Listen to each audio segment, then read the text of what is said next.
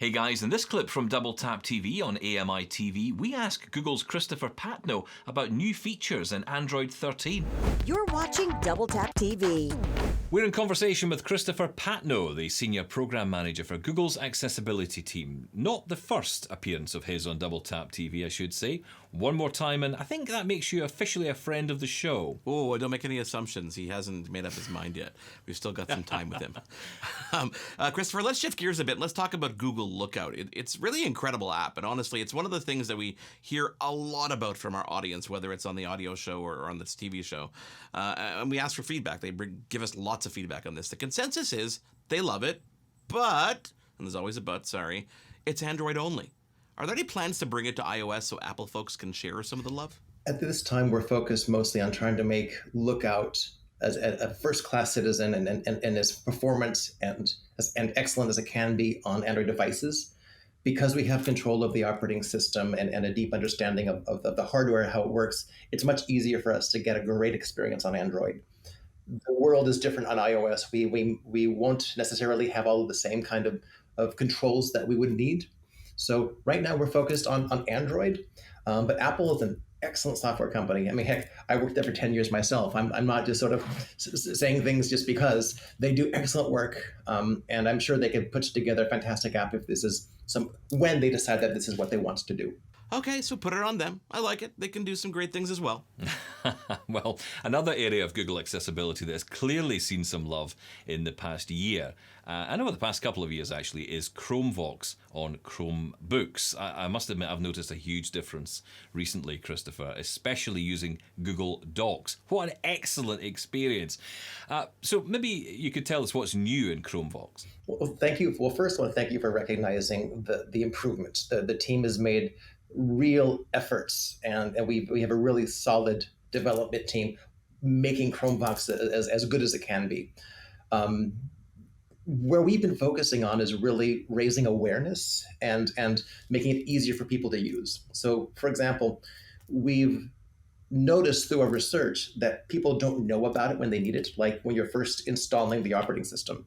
So one of the things we've done is we have a new, what we call out-of-box experience, where after a handful of seconds, maybe 20 or so, we'll give you an auditory and visual cue saying, hey, do you need Chromevox? Let me show you. Here's how you turn it on. So you can get yourself into the operating system without any assistance. Once you're in the operating systems, we've also created a bunch of tutorials that teach you how to use Chromevox and even build a sandbox so you can mess around and figure out how things work without having to accidentally print your screen or anything like that. Christopher, we've covered so much today, and I honestly wish we had hours to sit down and dive so much deeper, which is why you're going to come back, right? But in the meantime, before you answer that, before I let you go, are there any other features on the roadmap that you can share with us today? The Get Image Descriptions feature as a part of the Chrome browser. This isn't Chrome OS, but it is a profoundly impactful feature. It's been released to date in English, French, German, Hindi, Italian, and Spanish. And we've just actually released 10 new languages. So for me, it is not a new feature, but if you don't speak one of those languages we already supported, it now becomes completely relevant to you. So we've added support for everything from Croatian, Czech, Dutch, to Swedish, Turkish, Portuguese, etc. So for me, it's been a large qualitative improvement. The descriptions of the images are much better, but now because of these new languages, it's actually applicable and relevant to a much larger group of people. It feels like there's a lot more focus on accessibility in the major tech companies these days. You guys talk about it more every single day, and I'm seeing on LinkedIn lots of jobs as well that now exist in the space. Are you noticing a shift at Google too? I'm glad to hear you did. Because I certainly do, but I'm in the middle of it. So of course it's all that I see, but I do think you're seeing more companies taking it more seriously, creating more roles, investing more. I have to give credit where credit is due. I personally think Microsoft helped ignite this with the Xbox Adaptive Controller. It's a brilliant piece of hardware, and to have a company like Microsoft invest, create this product, do a Super Bowl ad for it, it almost gave permission for other companies to say, this is worthwhile, this is important.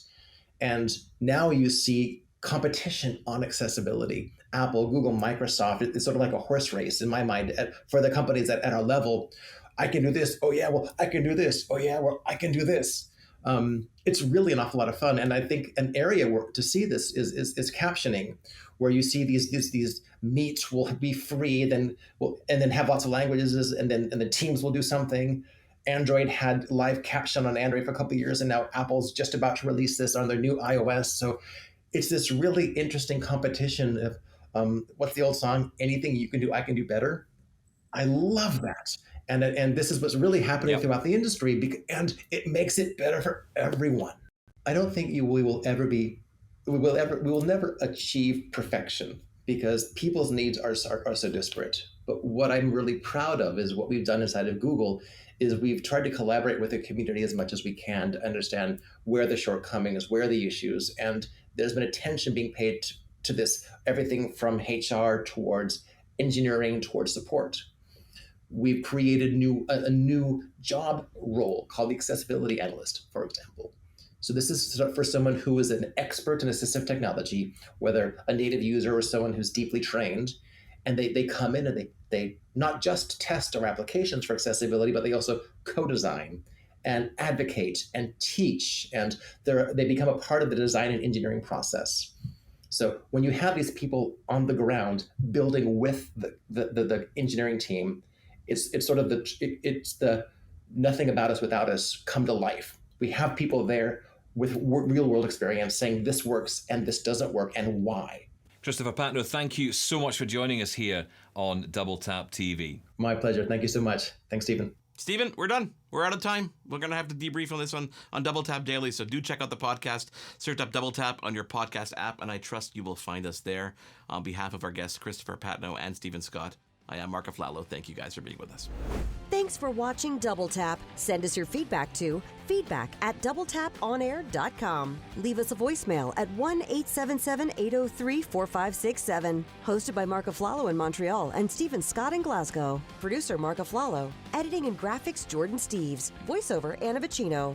Social media Wendy Kaufman. Integrated Described Video Specialist M. Williams. Supervising Producer Michelle Dudas. Manager Programming AMI TV Lizanne Gagne. Director Content Development and Production Karen Nye. VP Content Development and Programming John Melville. President and CEO David Arrington.